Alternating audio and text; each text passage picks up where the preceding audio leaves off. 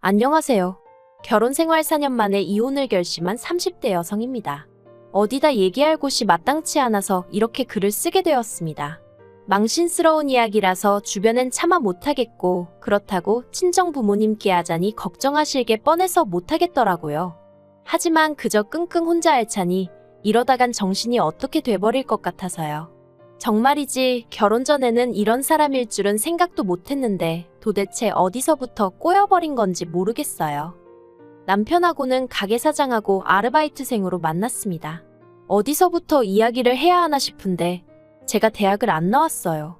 그게 제가 못난 탓도 있었겠지만 일단 저희 부모님이 저를 뒷바라지해 주실 만한 여력이 없으셨거든요. 게다가 지금은 돌아가셨지만 몇 년 전까지 할머니가 살아계셨는데 여기저기 많이 아프셨어요. 그런데 저희 부모님이 그런 할머니를 외면하지 못하셔서 병원비로도 돈이 많이 나갔죠. 아무튼 그래서 솔직히 제가 공부에 얼마나 열정이 있었다면 모르겠지만 딱히 그런 것도 아니었고, 그렇다 보니 무턱대고 남들이 다 가니 나도 보내달라며 대학 가겠다는 고집을 부리지 못했습니다. 자포자기를 했달까요? 그런데 그러고 나니까 점점 시간이 갈수록 학벌에 대한 컴플렉스도 느껴지고, 그러다 보니 한 곳에 정착을 못하고 어디 사무실 같은 데로 출퇴근도 하다가 또 관두고 아르바이트도 하다가 그렇게 철새처럼 여기저기 옮겨다니게 되대요. 그러다 한 번은 주점에서 아르바이트를 하게 되었는데 남편이 거기 사장이었던 거고요. 남편은 저보다 10살이 많았는데 그래서 그런가 대화를 나눠보면 생각이 깊은 것도 같았고, 또 저에게 이래라 저래라 지금 생각해보면 쓸데없는 잔소리였는데 그게 그때는 얼마나 피가 되고 살이 되는 조언처럼 들리던지 말해요. 아무튼 그래서 그런 남편에게 저는 조금씩 호감을 갖게 되었고, 남편은 그런 제 마음을 눈치챘던 건진 모르겠지만 남편도 남편대로 저한테 무척 잘해주었답니다. 그래서 남편이 저에게 제대로 사귀자 한 적은 없었지만 조금씩 사이가 가까워져 이내 연인처럼 되었고 2년 만에 결혼까지 하게 되었죠. 신혼집은 방 2개에 반지하였는데 저는 솔직히 그것만으로도 고마웠어요. 그래도 남편 말로는 그 집이 1억이 넘는 집이라고 했는데 저는 들고 간 돈이 2천밖에 안 되었거든요. 남편이 요새는 다 반반 결혼하는데 그래도 자기나 되니까 이 정도 해오는 거라대요. 지금 생각해보면 그것도 어이가 없죠. 10살이나 많으니 솔직히 당연한 거 아니었나 싶기도 하거든요. 그런데 그때는 그냥 제가 여러 가지로 사는 게 힘들었던 모양이에요. 그래서 남편이 좀 유세를 부리고 생색을 내도 그러려니 했고, 그저 하루빨리 제 가정을 꾸려 심적으로 여유 있는 삶을 찾고 싶었죠. 그래서 제 나름대로 어떻게든 좋은 점만 보고 좋은 쪽으로만 생각하려고 했던 것 같기도 해요. 그런데 결혼한 지 1년 만에 아이를 갖고 아이가 태어날 때쯤 되니까 더는 여기서 못 살겠다 싶대요. 저나 남편이야 어른이니까 그럭저럭 적응하고 살았다 치지만 애가 앞으로 여길 기어다니며 지낼 거라 생각하니 눈앞이 깜깜했거든요. 그래서 남편에게 이사를 가자고 했어요. 그랬더니 남편이 저더러 어디 돈 맡겨놓은 거라도 있냐면서 쓸데없는 소리 하지 말라나요. 맞아요. 저희 남편은 이사 가고 싶은 생각이 아예 없었어요. 가게를 넓히면 넓혔지. 집에서 자기가 있으면 몇 시간이나 있는다고 이사를 가야 되냐? 왜 자기가 쓸데없이 돈을 써야 하냐? 애가 태어나고 나면 저랑 애는 하루 종일 집에만 있어야 하는데 그건 남편한테 알 바가 아닌가 보더라고요. 그래서 돈이 문제냐 그러면 내가 이 집 보증금 내에서 알아보겠다 하고 만삭의 몸으로 집을 알아보러 다니기 시작했습니다. 그래도 저희 남편 정말 눈 하나 깜짝 안 하대요. 그런데 사람이 정말 죽으라는 법은 없는지 그렇게 발품 팔기를 2주 예산하고 정말 꼭 맞아떨어지는 집 하나를 찾았어요. 비록 동남향이긴 했지만 그래도 살고 있던 반지하에 비하면 해도 잘 들고 집주인이 계획에 없던 이사를 하게 되면서 전세로 내놓은 집이라 그런가 집도 싹 고쳐져서 너무 깨끗하고 좋더라고요. 그래서 그 집으로 이사를 가자고 정말 남편에게 사정사정을 했습니다.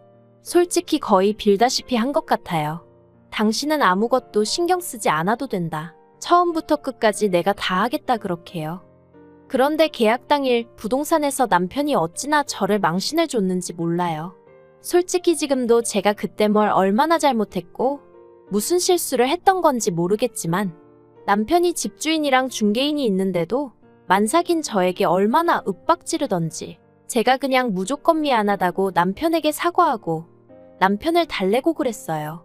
그런데 그 꼴이 얼마나 보기 그랬으면 오죽하면 집주인이 남편더러 아내가 무슨 죄라도 지었냐고 너무한 거 아니냐고 대놓고 한 소리 할 정도였다니까요.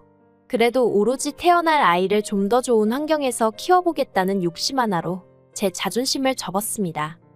하지만 이게 다가 아니었습니다. 결혼할 때만 하더라도 경제권을 저에게 넘겨주겠다던 남편은 식을 올리고 살림을 합치기가 무섭게 어쨌든 가게 장사도 해야 하고 이런저런 이유로 경제권은 못 넘겨줄 것 같다 하대요. 그런데 거기서 그치지 않고 남편이 덧붙이기를 어차피 저는 일이라고 해봤자 살림이나 하고 애나 보고 어쩌다 가게 나와서 일이나 돕는 게 전부 아니냐면서 그런데 무슨 돈이 필요하겠냐고.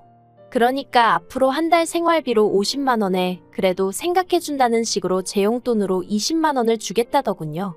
그런데 아무리 이게 몇 년 전 이야기라고 해도 50만 원은 새 식구 살림을 꾸려나가는데 충분한 액수가 아니었어요.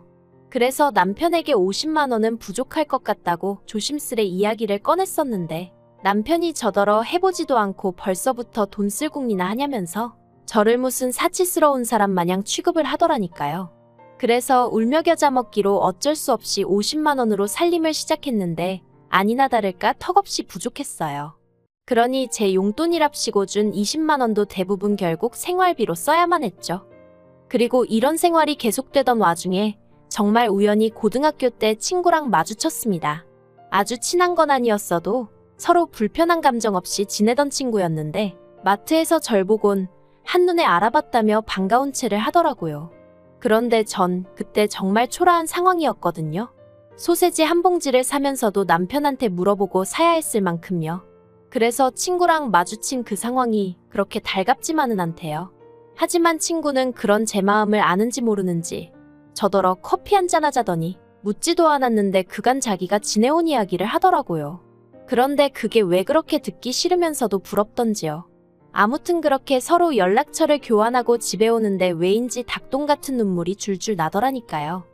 그리고 며칠 뒤 저는 남편에게 이혼하자고 했어요. 친구랑 만났다가 정신이 들었다 이런 소리는 할 필요도 없었고요. 그냥 더는 이런 식으로 힘들어서 못 살겠다. 이혼해달라 했죠.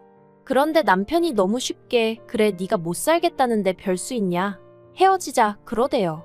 참으로 기가 막혔죠. 최소한 왜냐고 이유는 물어봐줘야 하는 거 아닌가 싶기도 하고. 그런데 그게 다가 아니었습니다. 남편이 하는 말이 이혼을 하건 집을 나가건 그런 건 상관없는데 딸은 못 준대요.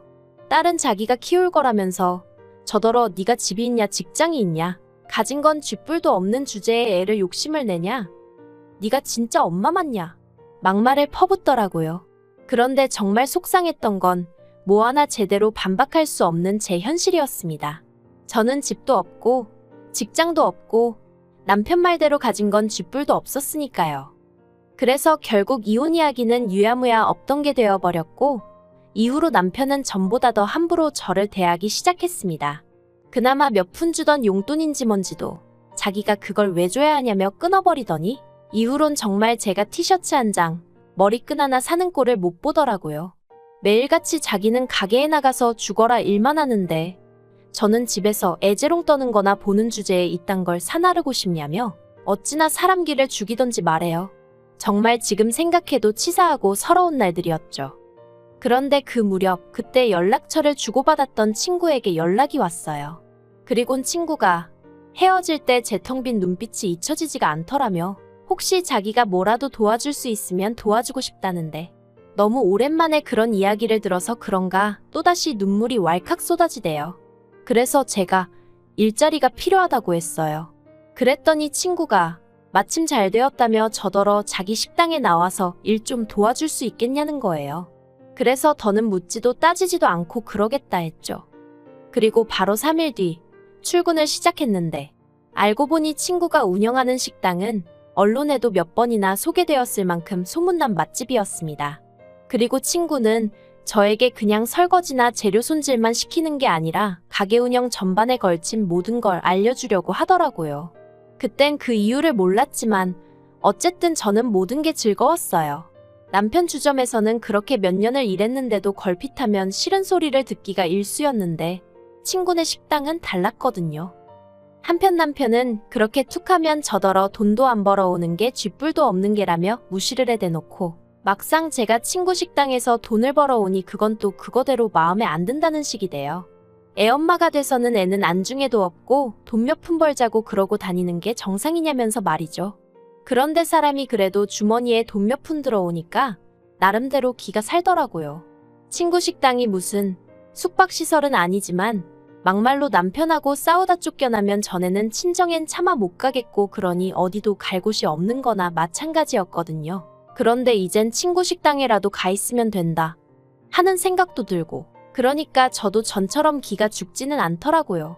그래서 애를 그렇다고 내가 나 몰라라 한 것도 아니고 어린이집에서 잘 봐주고 있는데 왜 시비냐 하고 맞붙었어요. 그랬더니 남편은 그 어린애를 어린이집에 맡겨놓고 마음이 편하냐며 또다시 제 심기를 건드렸고 그래서 저도 그러면 돈 더 벌어다 주라고 그럼 나도 일 안 하고 애만 보면 되니 얼마나 좋겠냐고 받아쳤죠. 그리고 그렇게 1년의 시간이 흘러 지난 5월이었습니다. 친구가 저에게 기니할 이야기가 있다더니 자기가 유학을 간다대요. 사람들이야 자기더러 성공했다 하지만 자긴 사실 프랑스에 가서 정식으로 요리를 배워보고 싶은 꿈이 있었다면서 그래도 돈 좀 벌어둔 덕분에 이제는 꿈을 쫓아볼까 한다더니 저더러 식당을 맡아달라는 게 아니겠어요. 생각지도 못한 제안에 정말 놀랐고 어째서인지 심장이 벌렁벌렁 뛰기 시작했습니다. 드디어 제 인생에서 저를 정말 진심으로 이해해주고 걱정해주는 친구를 찾았다는 사실이 얼마나 기뻤는데 그런 친구가 저 먼 곳으로 유학을 가겠다니 그것도 충격이었고 동시에 갑자기 저더러 이 식당을 맡으라 하니 걱정도 되면서 동시에 뭔가 제 가슴속에서 불꽃이 있는 듯 했달까요.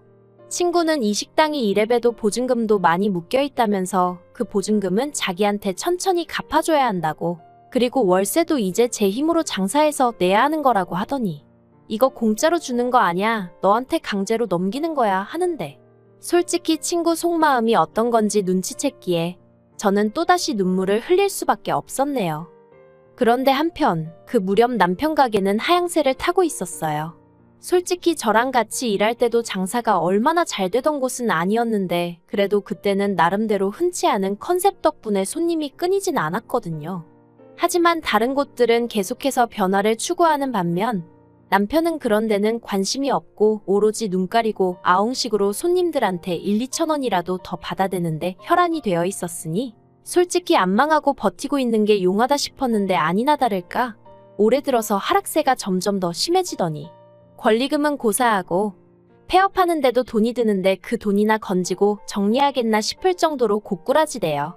그리고 저도 알고 보니 야가 빠진 구석이 있었나 봐요. 남편은 망해가는데 저는 사정이 나아진다 싶으니까 이번엔 결단코 이혼을 해야겠다는 생각이 들더라고요. 그래서 남편에게 다시 한번 이혼 이야기를 꺼냈습니다. 이번에도 남편 반응은 이전과 별반 다르지 않았어요. 식당에서 아르바이트 좀 한다고 그 돈으로 애 키우면서 먹고 살만할 것 같냐면서 이혼하려면 네 몸만 나가라 대신 애는 두고 가라. 또 그 소리를 하대요. 그래서 알겠다고 했습니다. 애는 당신이 잘 키워주라고 잘 부탁한다고 그리곤 보란듯이 남편 앞에서 주섬주섬 제 짐을 챙겼죠. 다만 몸만 나갈 생각은 없고 재산은 어쨌든 나도 일조한 부분이 있으니 법대로 따져보겠다 했어요. 막말로 외벌이라곤 해도 저도 집안이라고 애 키운 공이 있는데 누구 좋으라고 몸만 나가겠냐고요. 그런데 남편 입장에선 제가 갑자기 세게 나가니까 좀 놀랬던 모양인지 갑자기 무슨 이혼이냐면서 이혼이 애들 장난이냐 어쩌냐 헛소리를 하더니 절 붙잡더라고요. 참 아이러니하죠. 잡아주길 바랄 땐 쳐다도 안 보더니. 그리고 결국 저는 남편에게 이혼 소송을 걸었습니다. 사는 동안에도 여러 가지로 찌질한 모습만 보여주더니 이혼 하나라도 시원스레 좀 해주면 덧나냐니까 자기는 저 없인 못 산다는 헛소리를 해대며 놔주려고를 안 하더라고요. 저더러 앞으로 평생에 못 보고 살아도 상관없냐 그러길래 세상이 어떤 세상인데 설마 평생 못 보고 살겠냐 걱정 말라고 했더니 이도저도 씨가 안 먹힌다 싶었는지 절대 이혼 안 해준다고 버티길래 결국 몇몇 변호사 만나 상담받고 그중 가장 믿음직한 사람 하나 선임해 소송 시작했습니다. 지금도 생각해보면 친구를 그때 그렇게 마주치지 않았다면 제가 과연 이렇게까지 용기를 낼 수 있었을까 싶어요. 참고로 친구가 말하길 자기가 저에게 잘해줬던 건 제가 고등학교 때 자기에게 너무 잘해줘서 그랬다는데. 솔직히 전 잘 기억도 나질 않는데 아무튼 이래서 항상 주변 사람들에게 잘하고 살아야 하나 싶어요. 이번 일을 계기로 앞으로 더욱이 제 곁에 있어준 사람들에게 하나라도 더 베풀고 말 한마디 더 따뜻하게 해야겠다는 생각도 들고요.